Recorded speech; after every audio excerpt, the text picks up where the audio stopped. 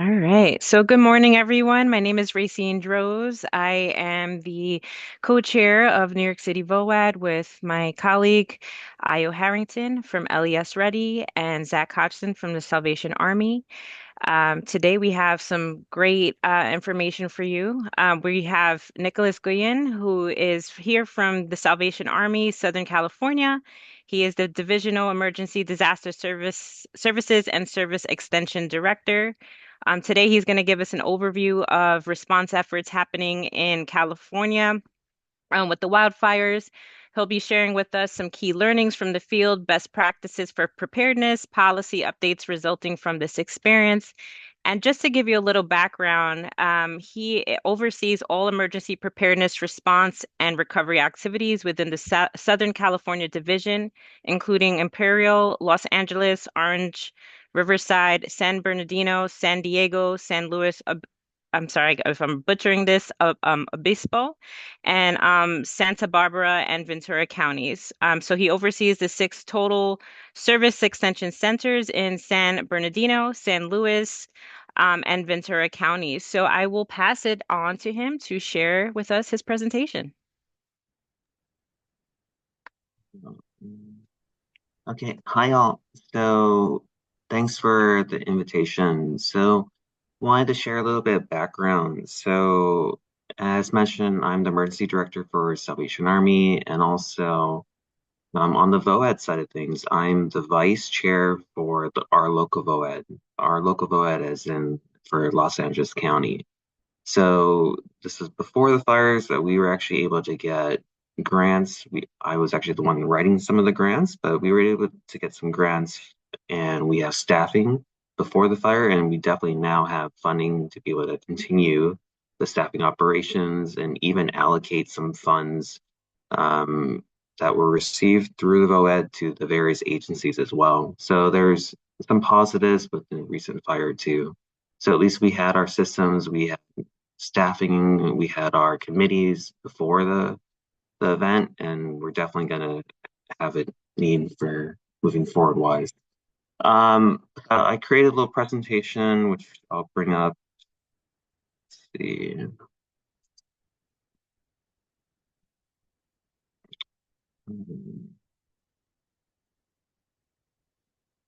So this is the presentation here. It's a lot on picture side of things.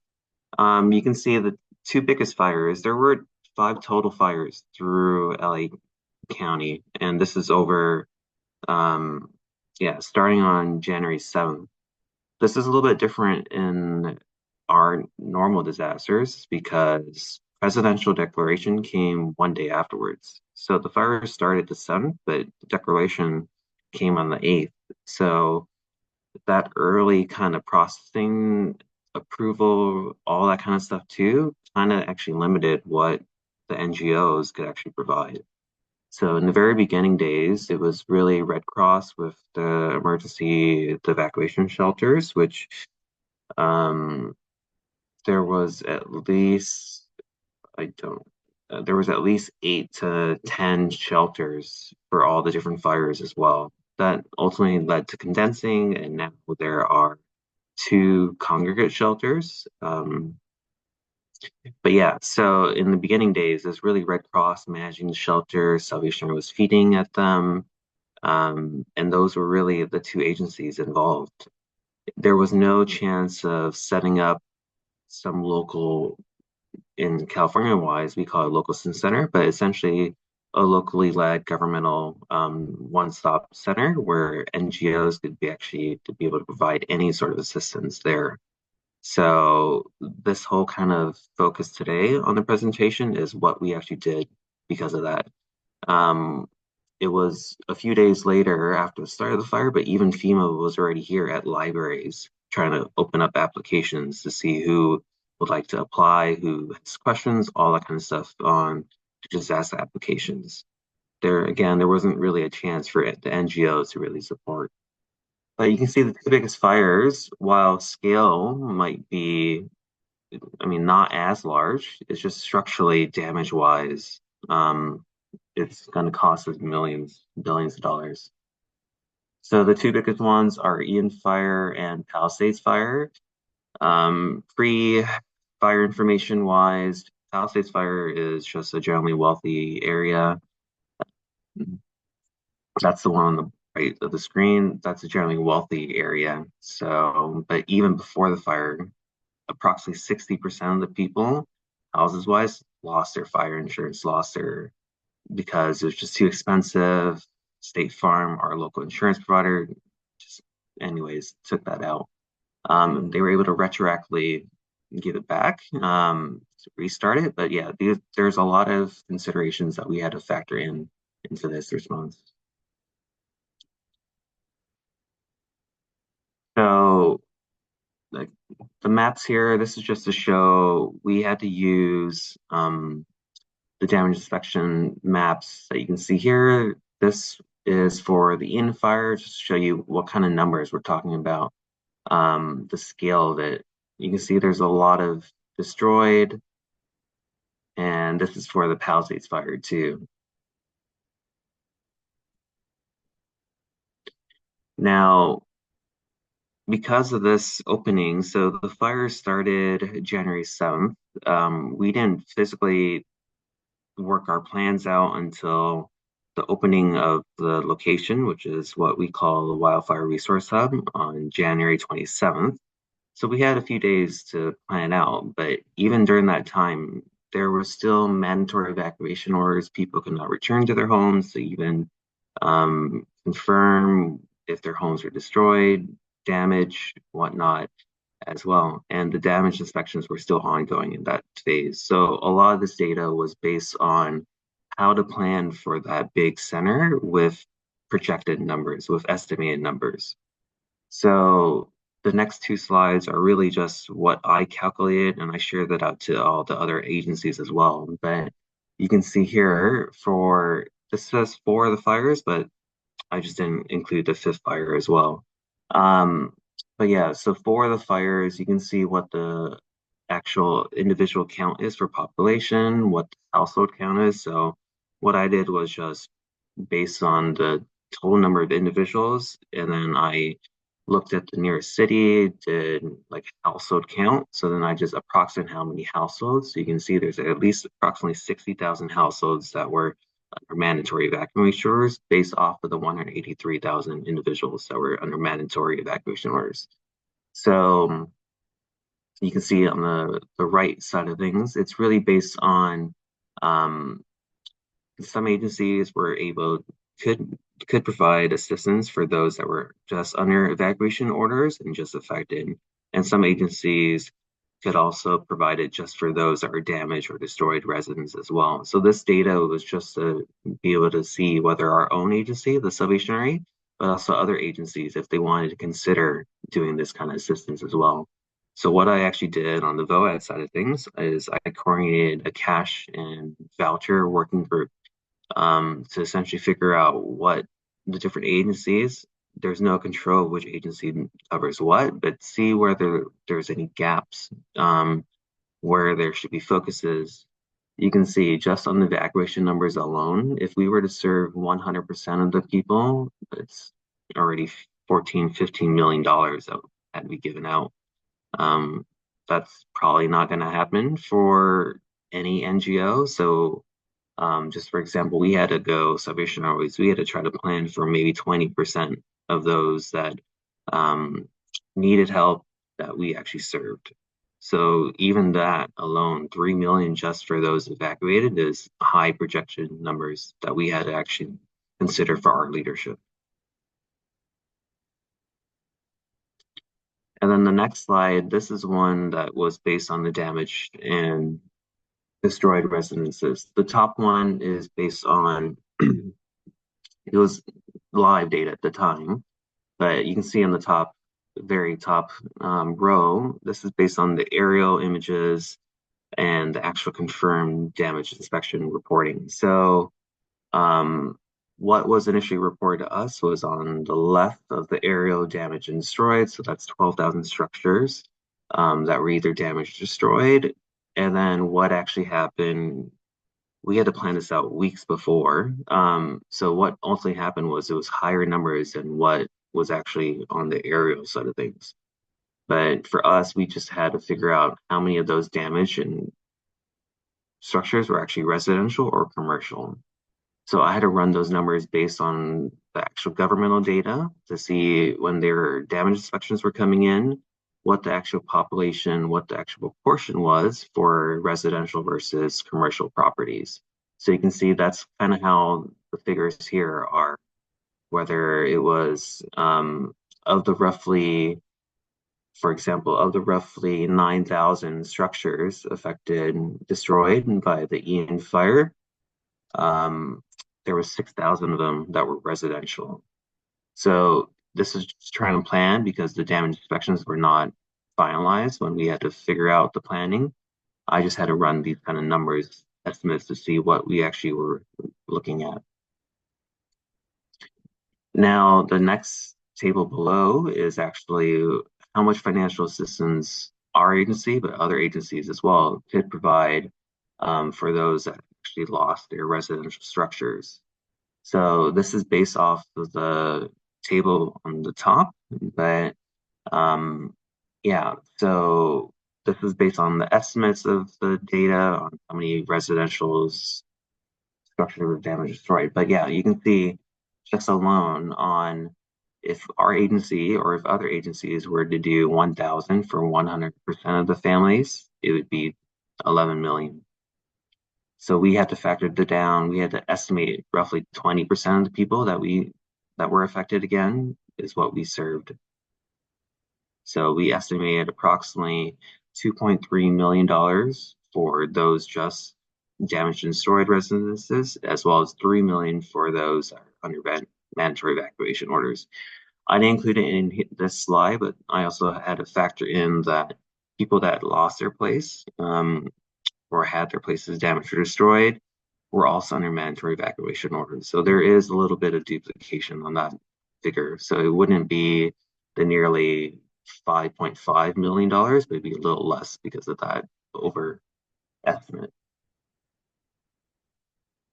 But here's what on the VOAD side of things, we partnered with the state of California, as well as the California VOAD side of things too. So what we created was a resource hub, and there was different agencies there.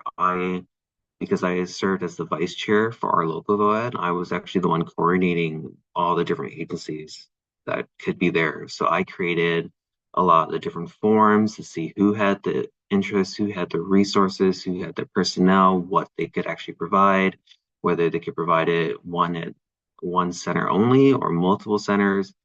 Because in the initial planning phases, we were thinking of doing this at least maybe conjointly because there was two big fires. Um, so yeah, you can see on the top right, it's all the agencies that completed the form that expressed their interest. Some were not able to make it, some were commercial, um, private businesses, but for the most part of these agencies, there was at least 40, 45 agencies that were physically present offering some sort of support, whether that was financial assistance or financial guidance, legal advice, or physical items as well. So it was air purifiers, cleanup kits, um, food boxes, and then there's also the emotional side of things too. So there were agencies that were providing emotional spiritual care. That was probably one of the larger ones. The two larger groups would probably be financial and emotional spiritual care. But yeah, that took a lot of coordination on that side of things too. So while I set up the cash and voucher working group, we had our own standing emotional spiritual care committee as well. So then that was actually the committee that was tasked with coordinating multiple agencies that were able to provide emotional spiritual care. So through the local VOAD, we coordinated and we led that effort physically here. On the bottom right, you can just see some of the total numbers. So of this 1 week, it was from the January 27th to February 1st, just kind of how many numbers, what we actually served. It was approximately 13,000 families that got some sort of assistance. And that total to be, um, yeah, you can see it was $8 million financially that was given out to the various households through the various agencies. There was nearly 3 million in terms of goods, physical items that was distributed as well. So we had this voucher, sorry, we had this flyer, I would say approximately a week before, and we had it in various languages too. So we had it posted. Um, Kaiser, if you see Kaiser Permanente was fortunate. We were lucky to be able to get them to donate their facility. This is not a hospital, but it was their like admin offices. And we didn't actually have that contact. It was through the our local county. So it was our county emergency office that actually connected us with Kaiser, and we toured it. We loved it. Um, so you'll see on the next few screens. But yeah, I can show you a tour of it later on.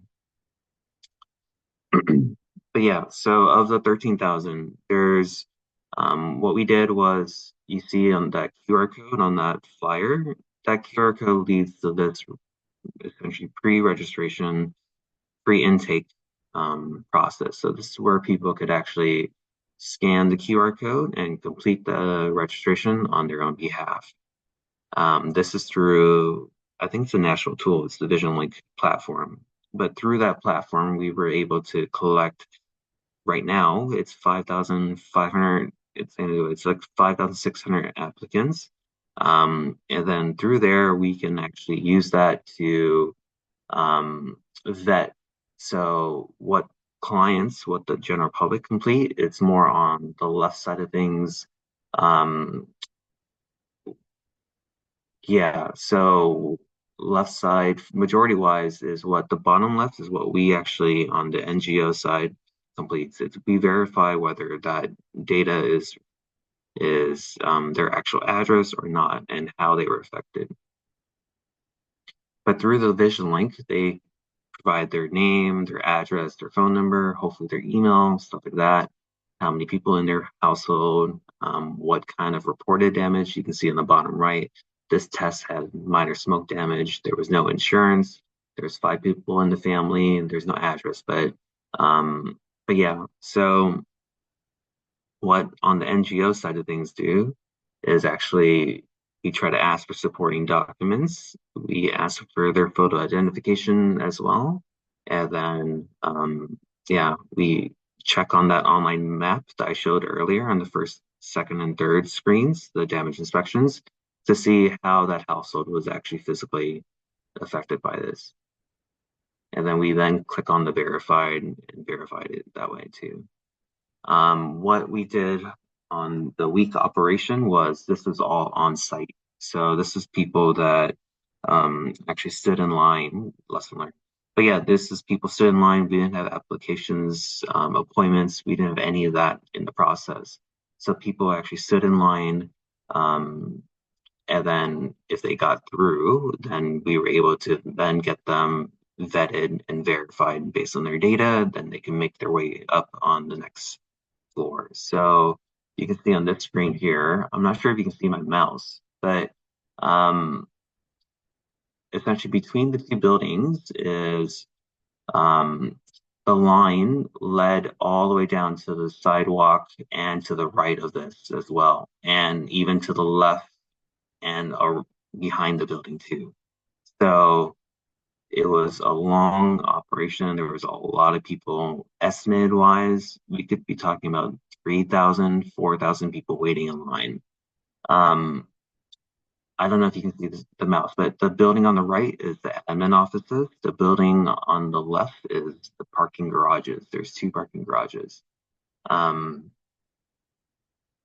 but yeah, so we had tons of people waiting online. We had to have this fenced off. We had um, drinks provided, meals provided, people who had to use the restroom couldn't go inside the building, but they were in later subsequent days given like a number, and then they could then bring that number to the restroom, get through security, and get back in line. Thing. But yeah, because of the building operation, there was actually limitations as well.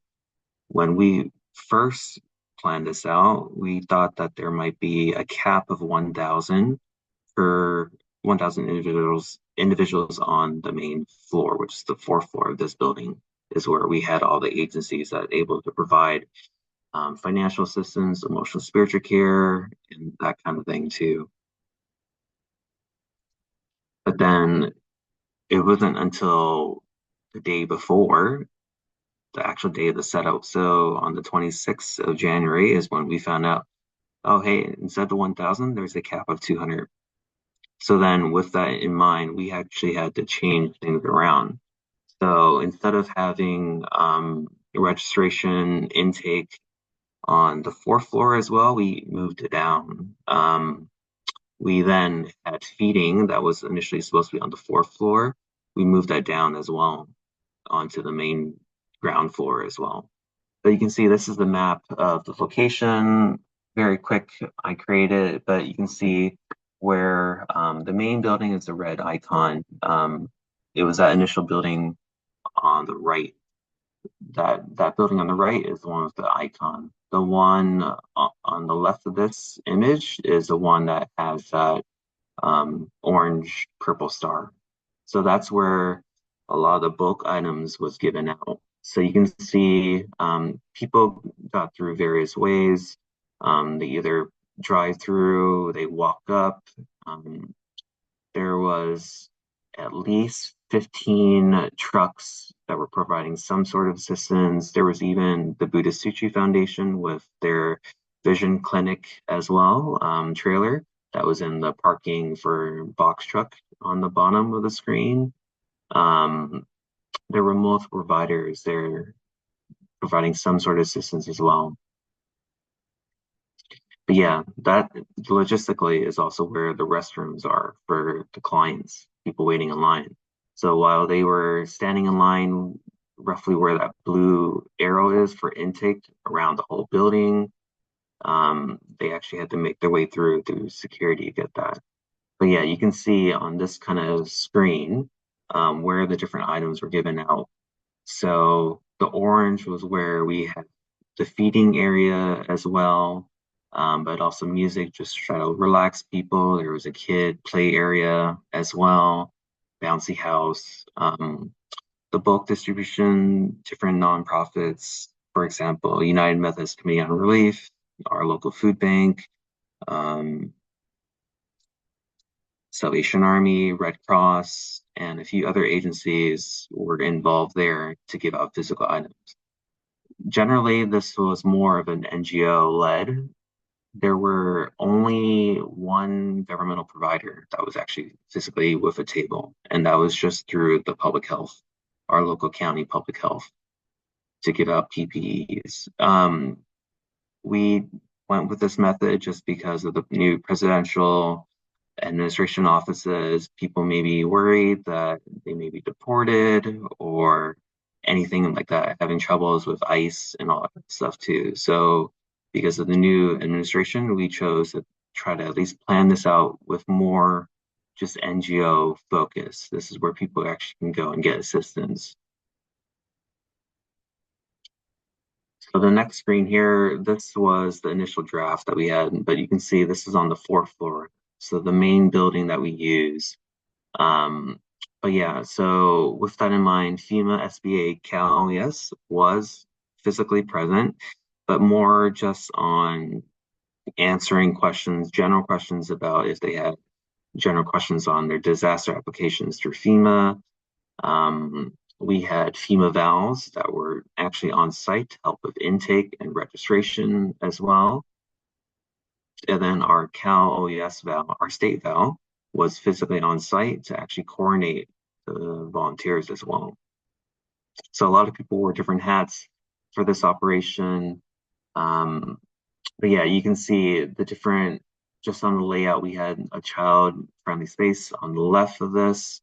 Um, the very middle of the screen where you see, if you see my mouse, but this is where the elevators were. People exit this way and either made a right to get the general services or made a left for the child-friendly space here. But yeah, this is initially where the tables were. The food had to be moved down because of the cap of the floor. Registration was initially here, and then ultimately it got too busy. We had tons of people waiting online here. After like the first 2 days, we then moved registration down below as well, which you'll see in the picture. But then we had a rest area here just because we use these rooms on the top of the screen more for anyone who had like just the need to talk to someone. We had emotional spiritual care groups up there as well. And then the resource tables on the right is where we had a lot of the financial providers as well. And that was where um, some agencies were giving out gift cards, for example, to Albertsons, Walmart. Some were doing online direct transfers. Some were also just completing the application. So then their own respective agency can contact the client again to provide assistance after the fact.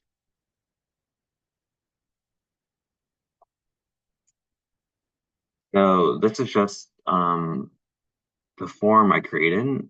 I was more of the data person to actually set up this operation, but this is what I created on Google Forms. So this is what um, on the top right, it's 4 fires, but it really was 5 fires. I just didn't get a chance to change it. This is old. Yeah, the fifth fire started much after our initial planning phase of this. But yeah, so this is what different agencies could target if they had a target of only primary residences or those under evacuation orders.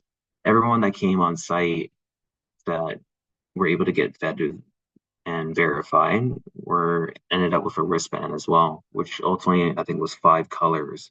But the 5 colors correlated to those that had their primary residences destroyed, majorly damaged, those that were minorly damaged as well, and those that were under some sort of affected status. So that affected is either under mandatory evacuation orders or affected on like really small like smoke damage kind of thing. And then the fifth of that wristband was one that we most agencies did not support, but it was like landlords, those lost their income properties as well. So this is just again the quick form I created just to see what different agencies could provide what kind of services. So we had like bulk distributions, counseling, debris removal, emotional spiritual care, financial assistance, guidance, legal services. Um, yeah, and then you can see on the top right side of things, was just an example, but there was at least 71 submissions. There was more than 60, 70 agencies that had to be vetted to be actually able to be present. We can try to go through videos, but here is this is the intake registration that we moved downstairs. So initially it was on the fourth floor and we moved that down. But yeah, so people waiting in line were then, if they got through, were able to get through and vetted on these tables. And then this is just our leadership of our coalition. It wasn't just one NGO led, it was really the whole state and local county and local VOADs, local member agencies that were involved on this side of things too. But yeah, so to go back, this is probably our biggest event. There was roughly 13,000 households that got some sort of assistance, but really you can see on the initial numbers, there's 60,000, at least 60,000 households that were under mandatory evacuation orders. There was, if I remember, I think 20 something thousand, it was like 14 something thousand structures, could be houses that were some way or another damaged or destroyed and affected by the fire. So this is our largest disaster that we had in LA for quite some time. There were some limitations again on this. There were the floor restrictions, but because we set this up we didn't plan it out thoroughly enough.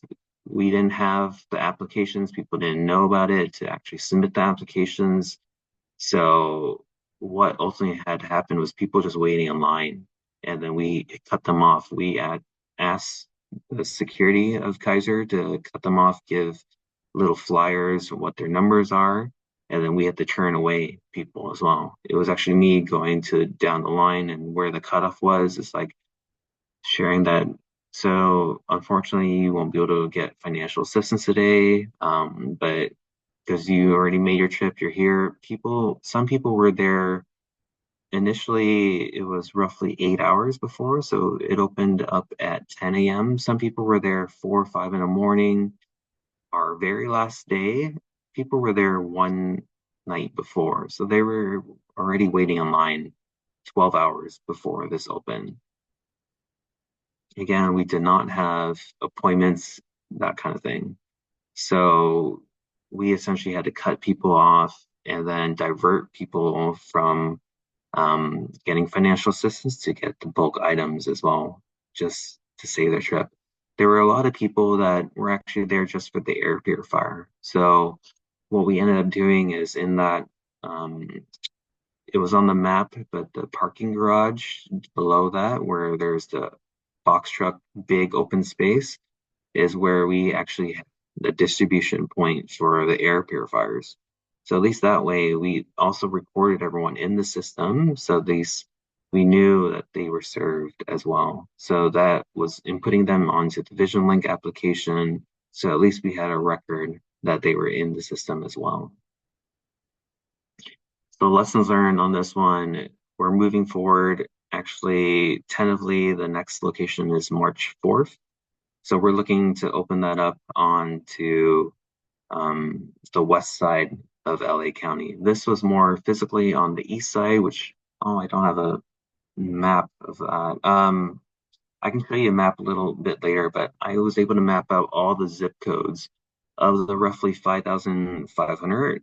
At the time, I pulled the data for the 5,200 of the zip codes, and surprisingly enough, even though the west side, the Palisades fire, is a generally wealthy area, that accumulated to be about 40% of the people that actually came for assistance were from the west side. And then another 40% were on the east side of things too. There were people in downtown LA in the middle. They maybe were just affected by smoke damage, or they were um, labor workers that lived in, not lived, but were working in the fire areas that lost their job and came for assistance as well. So that accumulated to be about 20% of the people that we served as well. But yeah, we were initially looking to open up on the 25th of February, but then we had to postpone that just because there wasn't that many agencies. You saw in the initial report, but there were 71 submissions onto that expressed their interest for this first one. As of yesterday, we only had about 14, 15 that were interested for the next one. So that just meant that maybe there wasn't enough time to plan it out. So we pushed it back another week. So now we're looking at March 4th to at least give more time for other agencies to be involved. So the planning process for this is because we already have roughly 5,500 applicants, approximately 2,000 of them, 2,200, 300 have already received some sort of financial assistance already. We're going to be focusing on those that have not received financial assistance and target them and make appointments with them. Um, so we'll have to go through that data. We can email them some registration link for whatever appointment time that works for them. And then we'll also have people calling people back to see in case they don't have their email or they didn't complete it, they weren't interested, they didn't see it, maybe it went to spam folder to actually have people to call the clients to see if they would like to make an appointment to get some sort of assistance. But yeah, that's our biggest planning on this one. Um,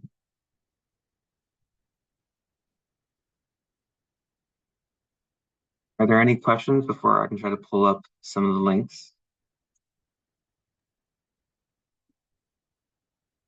Yeah, this is Io. Nick, thank you for this really comprehensive presentation. Um, w- w- what will be, I guess, your volunteer opportunities for those who want to help, particularly at your next site?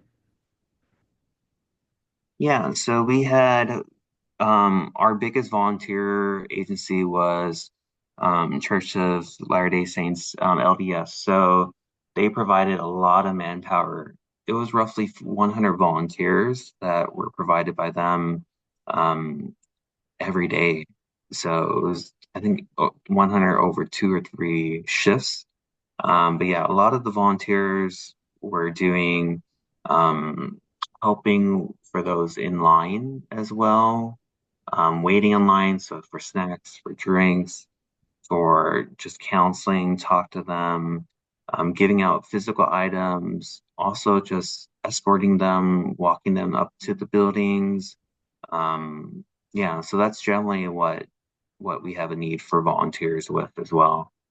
We use our local, um, so LDS was the main volunteer provider as well, but we also use spontaneous volunteers through our local, essentially it is LA Works. It's the local provider for spontaneous volunteers through our LA County. So we had people sign up through them, and that was vetted. And then we actually used a lot of the spontaneous volunteers through our one of our nonprofits to be able to help set up and help close up the operation, actually clean up the operation too.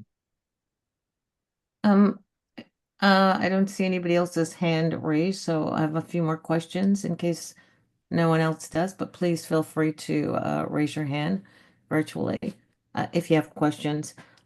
Between the two wealthy and less wealthy parts of LA affected by the fires, what were the differences in the requests or their requests for assistance? What were their needs, if there was a difference?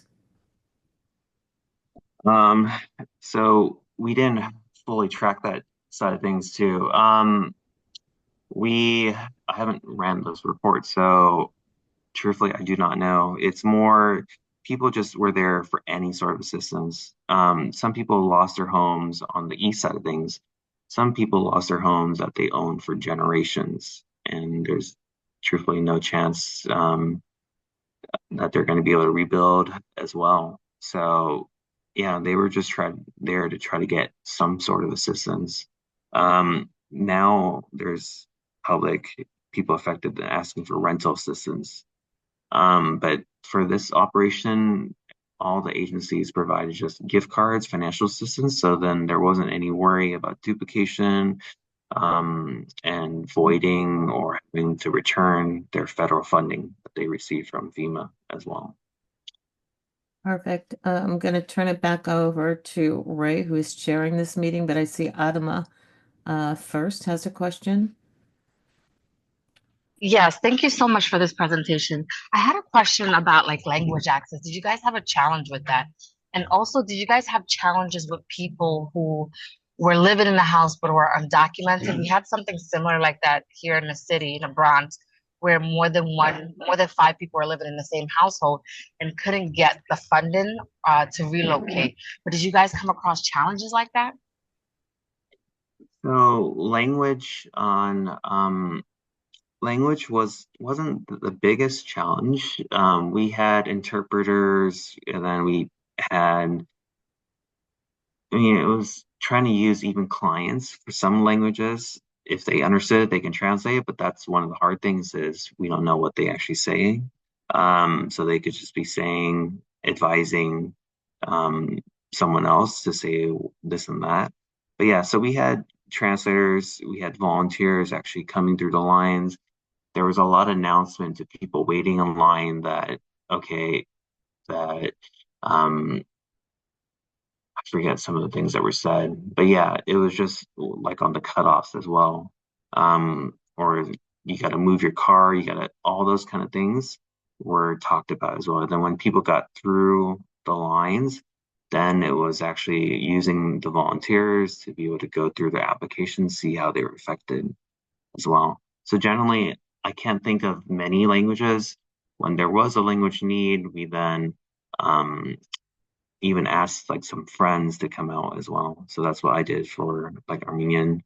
But yeah, generally we did okay with languages.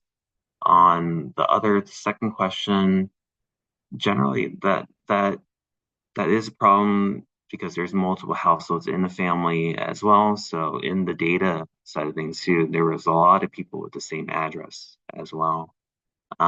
We didn't track whether they are undocumented or not. Um, what we try to ask is their language, so their primary language. So we can't verify whether those that were served were undocumented or not. But the whole idea of this operation was to not have it so governmentally focused, to not scare away the undocumented individuals.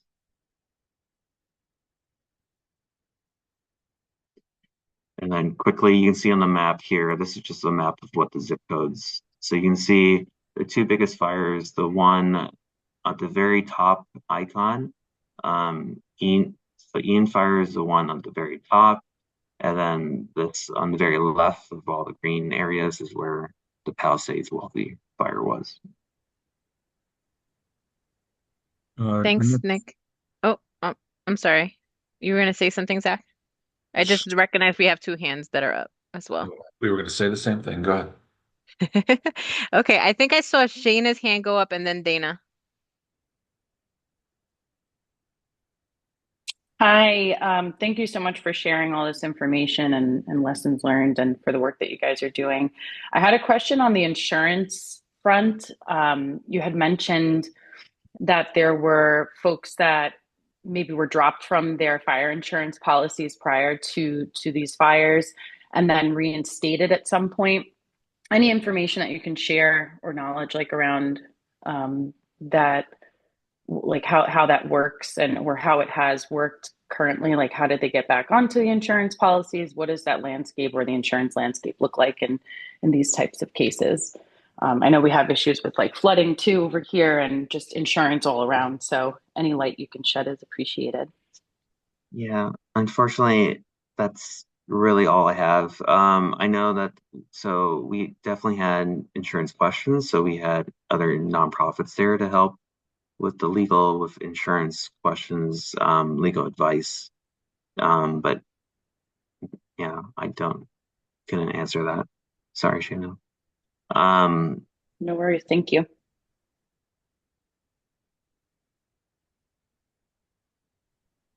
Thank you. So, Dana, did you want to ask your question? Yes. So not necessarily more question, but just a suggestion. And I know you're currently putting the plan together for the operation. So far be it, I know you're probably still working it through, but my suggestion would be to set up an exit interview or exit survey to capture some of those unmet needs. So like, it can be a quick 5 minute, what did you come in for today? Did you get all the services and kind of lead with their priorities and consent to kind of follow up so that if more volunteer or more agencies that can't necessarily be in operation, but can reach out to them later to help with additional support.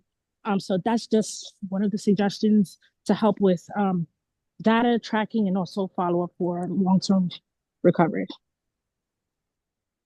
yeah. So thank you, Dana. To go along with that, so it was some of the things that we learned is the people waiting in line didn't really know what they were waiting in line for. So they didn't really know what kind of services was provided, even though that was on the flyers. Not everyone had the flyers. A lot of it was just word of mouth as well. So many of the people there didn't know what to expect on that side of things too. And then in terms of exit interview for the physical layout of where it was, that is hard just because there's essentially multiple entry points, multiple exit points. Yeah. So how we ran it for this one was people waiting in line. Um, while they wait, they can just go get snacks, drinks, whatnot, kind of thing too. If they don't make it through the line, then they can get physical items too.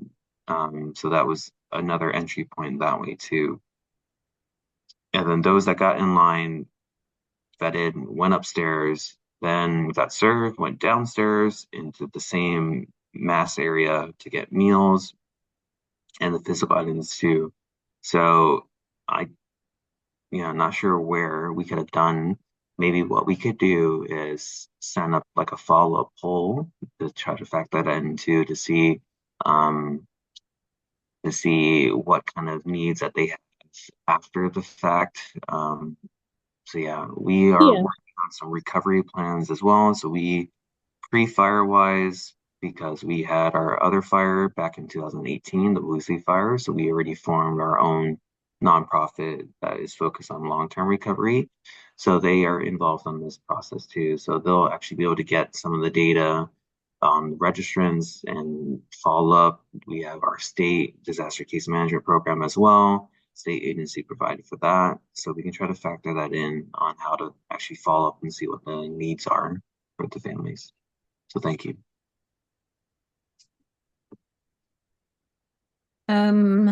I don't see any other hands, so I'm going to just ask another Uh, question. There's Um, a question in the chat for Ella. I'm sorry. Go ahead. So vetting process wise was so people completed the intake on it was that registration form, whatever different terminology, but how it was the first step was intake, then registration was the vetting process. So when people complete the either the intake online or they go through the line and get the initial intake, then verified. But yeah, it's really asking for another supporting document, whether that's their rental agreement, their bill, their we have to have like their photo identification at least, but another supporting document. And then we look that up onto the damage inspection map that is searchable. We enter in the address to see how that house was affected. And then that was what our vetting process was. Just a quick follow-up. How do you vet family members, like household members?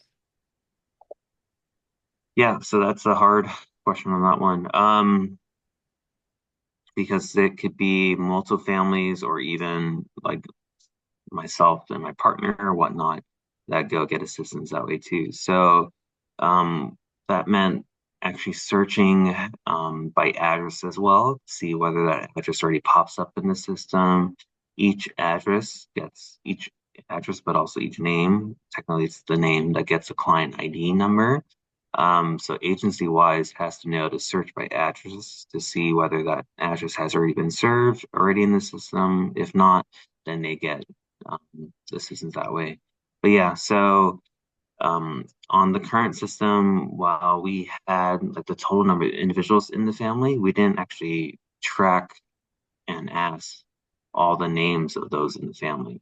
So it was a little hard to be able to fully know whether we already served that family or not, whether their partner was served or whether their main person was served. We just have to rely on trust and also search their address to see whether they're already in the system. Thank you. Do you think that, I mean, I heard a lot, we heard a lot about your line management, and there are some really good tips I think that we all received about planning in advance for line management, no matter what the length of the line and the type of disaster. So thank you for that. Can you talk a little bit from your perspective about what you think is still needed in terms of donations from the public, um, and or assistance that is needed from government or businesses? Sure. Um, there wasn't a question about the first point side of things. The line, um, so even though we had security involved in everything too, just thought of sharing. Initially, there was no fencing, no, um, it wasn't segregate. There was no actual fencing to really control people. And that was only after like the second or third day where we actually had it. And I forget exactly when, but I think it was the third day where before we had the fencing to try to control people, there was almost like rioting, and we actually had to call the local police to actually stop it. there were fights on how people couldn't get in line. So then they've been waiting there for hours. So then, yeah, they threw tantrums.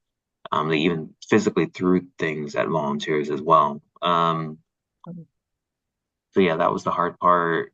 And then just the general area, we had some gangs as well, and they also made threats. Mm.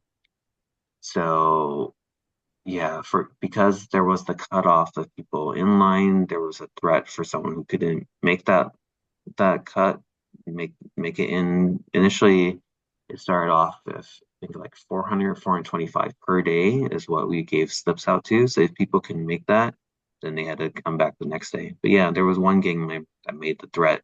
So then we had to check them in the system, and then we had to put them off in one small little room, and then each NGO, each volunteer organization, would then meet with that person in a separate area with the security of the site outside the room. So at least that was what had to be provided for the line side of things. What kind of donations are needed now? I would say that's just more financial wise. So yeah, that's the biggest thing. There's going to be multiple, um, I would say multiple years for this kind of effort. So the biggest need would be financial contributions. There were a lot of foundations that raised a lot of money, but I don't believe many of the foundations are planning um, to actually award the different nonprofits with what was raised. I think majority of that will go directly to clients. So then that may mean that recovery plans, recovery resources, 6 months from now, a year from now, may be fewer because there's not actually much in terms of funding still remaining for this. Physical item wise, haven't heard of many physical item needs. So what was provided, what was the biggest need that was met was air purifiers, food boxes. Those are our two biggest things. I think food boxes amount to be about 4,300 food boxes that were given out, and air purifiers was I forget about 3,000, 4,000 that was given out as well to people. Thank Awesome. So we have we're almost at time, but we have one hand that's up. So Pastor David, did you want to ask your question before we close out? Yes, thank you. And again, thank you again, Nicholas, for the information. My question was, how were you guys able to vet like churches, schools, other governmental organizations, and what was done or is being done pertaining to those individuals being relocated um, to where they can still have services? All right, could you repeat? Is that a two question? I heard whether to vet the different churches, vet different nonprofits, but then also vet the clients about relocating. No. I'm talking about the organizations, various organizations like churches, like schools, if the hospitals. Um, how did you guys deal with those? Okay, so we didn't we didn't serve yeah, we didn't serve hospitals or schools. It's really more the general public. So in terms of churches, if they had resources available, we shared the message and shared that forum to try to get what kind of services they had available. So it was really me controlling, going through the data, either calling them back to see what they had to offer, whether they're a private business or they're trying to sell something, or if they're offering it free of charge pro bono. Is really me vetting the different, a lot of it because they're volunteer agencies through VOAD, whether that's through the state VOAD, local VOAD, or national VOAD. We knew a lot of different members already. So there wasn't much vetting that needed to be done. Of the 71 applicants, it was roughly, I think, 10 to 15 that I actually had to make calls to see who are they, if anyone knew them, what they actually had available to provide as well. Um, in terms of schools, hospitals, I kind of want to spin that. Um, there were tons of people affected side of things too. So while this resource hub was open to the general public, we are at least going to be planning smaller sites as well in the future days, future months, where it's more targeted as well. So that could be, for example, there's county employees, city employees, there's at least 300 county employees, 180 city employees that lost their place and they because of work as a DSW disaster service worker they weren't able to make it through the lines. So then we're looking to plan it focus on them as well. So at least we can try to do more target outreach to locations as we know. Awesome. Well, thank you so much, Nick. It was a pleasure having you. And I want to thank, on behalf of New York City VOAD, thank Salvation Army and yourself for joining us. This was extremely informative for us and, some takeaways. Sorry, my dog is on my lap. So some takeaways of how we can think moving forward of when we're responding to disasters or situations, because we may not necessarily have a wildfire, although we did have one in Westchester. But we do have Bronx fires or fires that happen in the boroughs. So definitely some things to think about of how we respond to those kind of response efforts in our city. So thank you so much. And I'll pass it to Io real quick, or Zach, if there's any final things to close out with. I have no final things, but just to, yeah, thank you, Nick, so much. This was very, very informative and helpful. And we will certainly, as Zach pointed out, put it up on our YouTube channel, but also amplify the information amongst our various networks. So thank you so much. Thank you. All right. Nothing from And me. then Thanks for the early morning, Nick. I appreciate it. No worries all right care. all right. Well, for board members, our meeting is right directly after this. So we'll see you there. And everyone else, thank you for joining us and have a great day.